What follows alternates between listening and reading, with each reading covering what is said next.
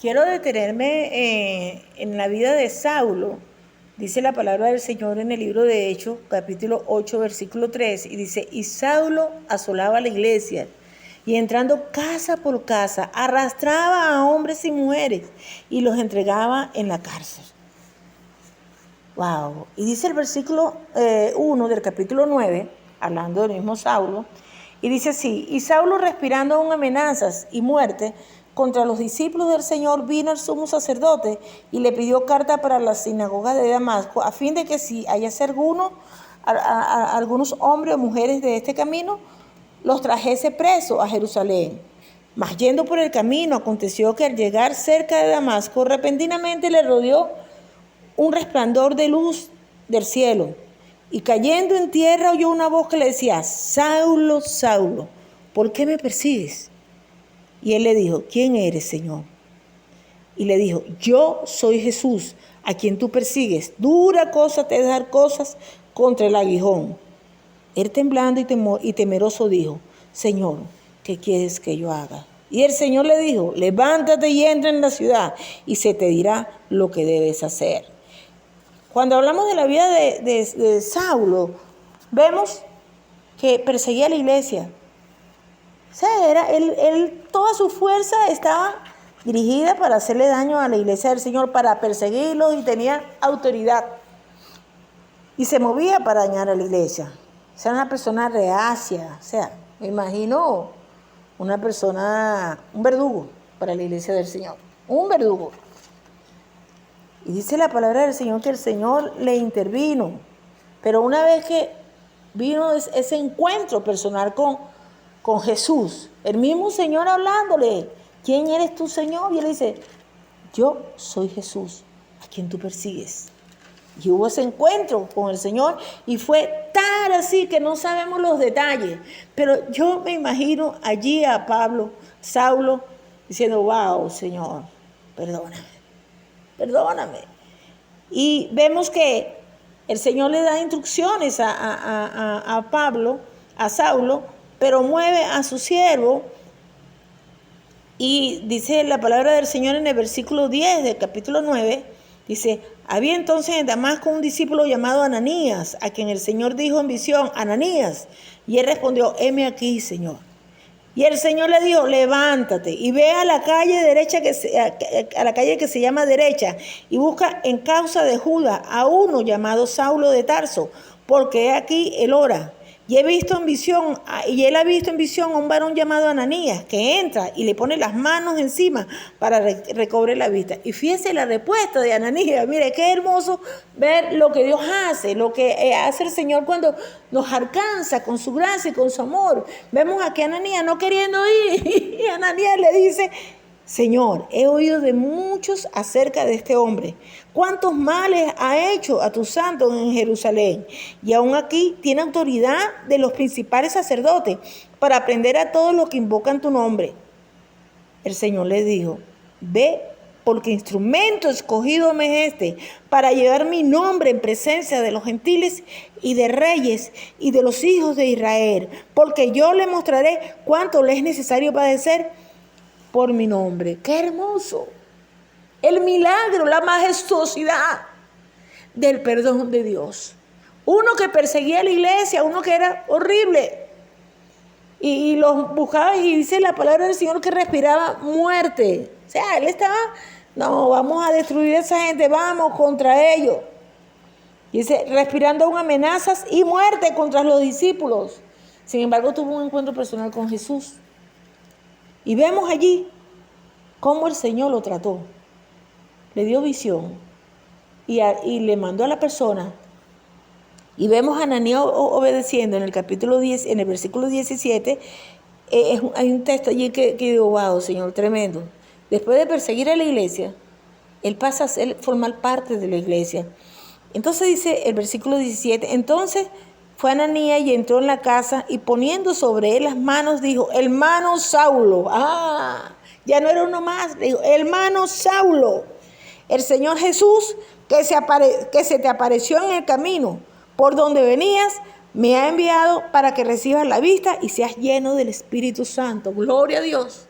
Gloria a Dios por el milagro del perdón. Gloria a Dios por la gracia del Señor que se manifiesta a través de su perdón en nuestras vidas. Como el Señor hizo con Saulo, que cambió su historia, eso es lo que Dios quiere con cada persona que tiene un encuentro personal con Jesús. Pero hoy en día nos conseguimos viviendo unas realidades en las cuales usted está en su casa y está allí pues como que atrapado.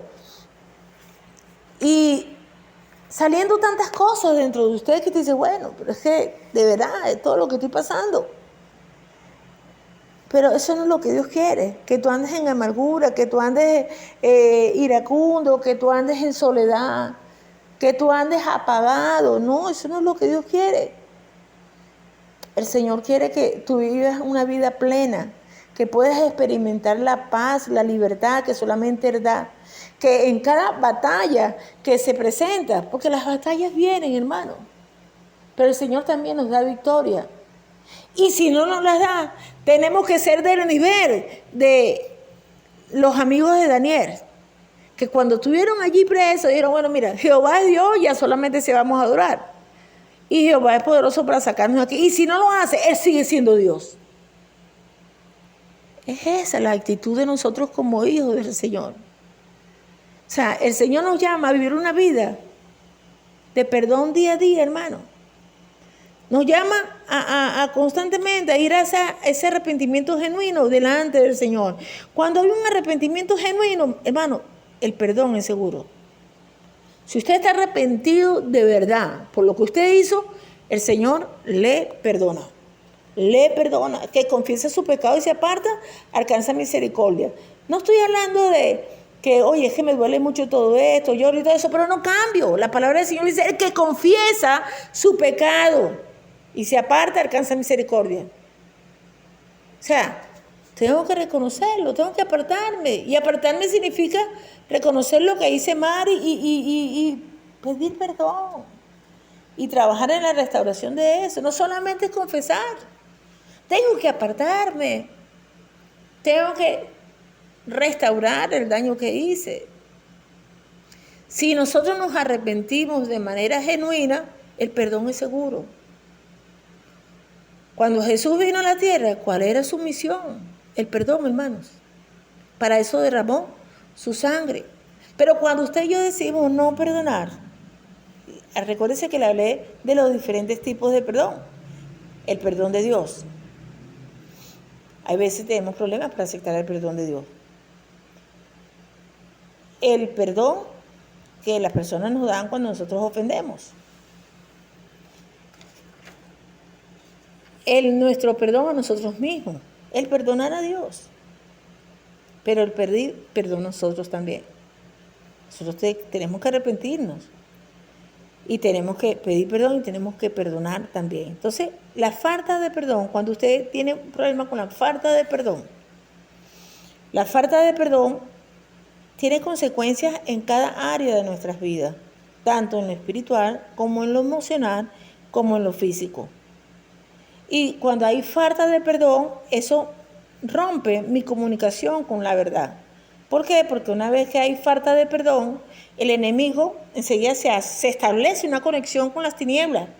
Y él empieza a alimentar toda esa falta de perdón, esa heridita que tú tienes ahí, ese dolorcito, le empieza a meterte cizaña, empieza, y esto, y lo otro. Y entonces tú vas a estar, y cuando entra en ti una malicia, ya tú todo lo ves a través de eso. No, esto es por esto es lo otro. Y empiezas a sacar cuenta que no son. Se rompe la conexión con la verdad. Empiezan a aparecer los pensamientos de venganza, de rencor, de odio.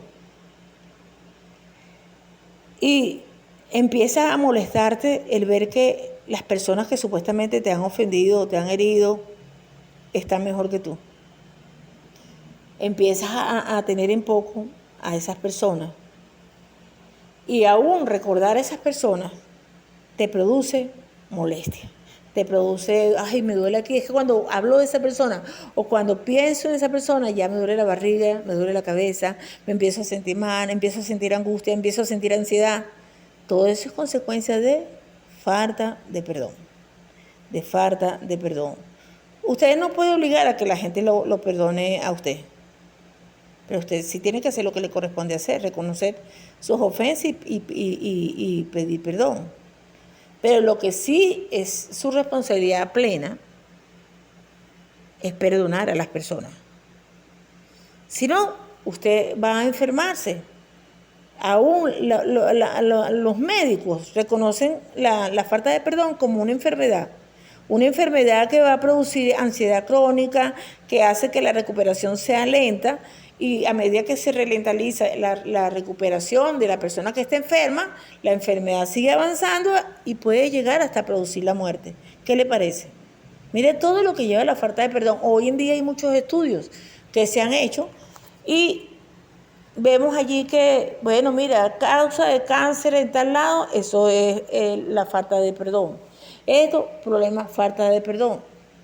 David lo decía, mientras callé mis huesos, se secaron.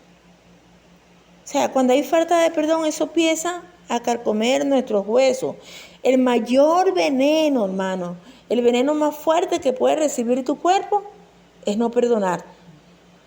Porque esa es una carga constante sobre la vida de la persona que está allí y va desestabilizando todo tu ser en todas las áreas.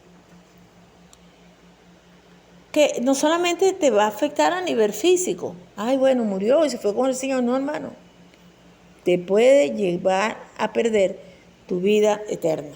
Cuando le hablaba de Pablo, quería que usted viera cómo Dios cambia las historias a través del perdón. O sea, Jesús murió para que usted y yo pudiéramos ser en nuestra relación con Dios restaurada. Y cómo vemos a un Saulo que perseguía a la iglesia, Dios lo convierte en un Pablo. Y le habla directo y pasa todo un proceso hermoso que me hubiese gustado más, me hubiese gustado que apareciesen más detalles en la palabra. Pero bueno, el día que estemos frente a Pablo o que yo esté, le preguntaré, échame el cuento completico, cómo fue ese momento de encuentro con el Señor. Pero vemos cómo el Señor cambió la historia. Y así el Señor quiere cambiar las historias de todos sus hijos, aún en medio de estos tiempos de pandemia. Pero si usted y yo no perdonamos, entonces empieza a ocurrir toda una desestabilización en nuestro cuerpo, en todo nuestro ser, porque somos seres integrales, somos espíritu, alma y cuerpo. Y todo empieza a desestabilizarse. Y la palabra del Señor nos dice, cuando leíamos inicialmente, que usted y yo, el Señor perdonó nuestras transgresiones, borró nuestros pecados, no toma en cuenta nuestra maldad. Y el Señor quiere que no haya engaño en nosotros. En medio de las situaciones que nosotros vivimos a diario, hermano, usted tiene que tomar la decisión de perdonar y de pedir perdón. Tiene que tomar la decisión de soltar. Ahora bien, cuando usted no perdona, cuando ya está ahí el espíritu no perdonador, ya ha venido allí a reposar sobre su vida, porque usted fue herido y usted decidió guardar esa herida, entonces eso hay una serie de efectos. Cuando usted no perdona, usted se está rebelando contra Dios y empieza a desobedecer a Dios. Y la palabra del Señor nos lo dice en el libro de Marcos 11, 25, 26, dice así: y cuando estéis orando, perdonad, y si tenéis algo contra alguno, para que también vuestro Padre que está en los cielos os perdone a vosotros vuestras ofensas. O sea, y cuando estéis orando, perdonad si tenéis algo contra alguno, para que también vuestro Padre que está en los cielos os perdone a vosotros vuestras ofensas. Porque si vosotros no perdonáis, tampoco vuestro Padre que está en los cielos os perdonará vuestras ofensas. O sea, que cuando nosotros, el Señor nos está instruyendo, mira, tienes que perdonar. O sea, si estás orando, tienes que perdonar si tienes algo contrario. Pero no solamente es que tienes que perdonar, sino que si no perdono, yo voy a pasar a tener problemas con Dios. Si yo no perdono, mis oraciones, son estorbadas, porque empiezo a perder comunicación con Dios. ¿Por qué?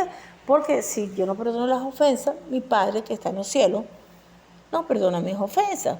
Porque si el Señor me perdona a mí, me ha perdonado tantas cosas y sigue perdonando, no puede ser que Él es Dios, que creó todas las cosas y las sostiene, y Él me perdona, pero yo no puedo perdonar a mi semejante. Entonces yo me estoy poniendo por encima de Dios y estoy armando con mi propia vida un ídolo. Y estoy ahí guardando mi herida. Entonces cuando usted no perdona, usted le está dando autoridad al enemigo de atacarle en su mente, de atacar su familia, de atacar sus finanzas, de atacar su salud. Y usted empieza a darle lugar a él para que él le llene de ira, de enemistad, de envidia, de celo. Oye, qué horrible. Y empieza usted a abrir puertas con la falta de perdón, usted abre puertas al odio, a la mentira y a todo ese arsenal de armas que el enemigo tiene para robarnos la paz. Él trabaja en función de robarle la paz a los hijos del Señor, al ser humano. Cuando usted no perdona, van a aparecer los verdugos, hermano, van a aparecer los verdugos, eso es lo que usted quiere. Y los verdugos cuando vienen con autoridad. No siempre, porque a veces ellos son unos invasores del carrizo, pues que ellos vienen a buscar la manera de estorbar. Pero hay unos verdugos que vienen con la autoridad del Señor. Y dice en Mateo 18:34, entonces su Señor enojado le entregó a los verdugos hasta que pagase todo lo que debía. ¿Qué es lo que tienes que pagar? Empieza a ponerte a cuenta. Hay situaciones que te han venido porque no has perdonado, ni has pedido perdón. Hay que pagar, hermano. Lo que hay que pagar, hay que pagarlo, hay que reconocerlo. Hay que perdonar y hay que pedir perdón. Ellos van a aparecer. Entonces, cuando nosotros nos perdonamos, estamos guardando nuestras heridas como un trofeo. Y estamos haciendo ídolos en nuestro corazón.